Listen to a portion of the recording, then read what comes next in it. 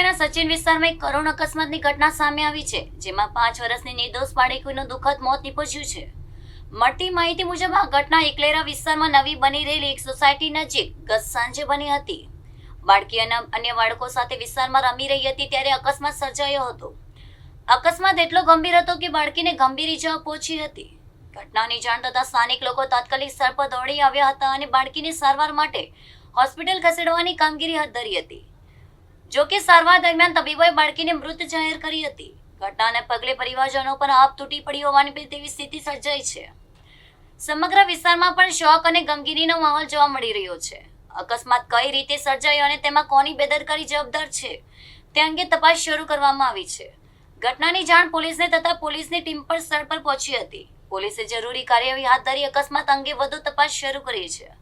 નિર્દોષ બાળકીના મોતથી સ્થાનિકોમાં દુઃખની લાગણી ફેલાઈ ગઈ છે.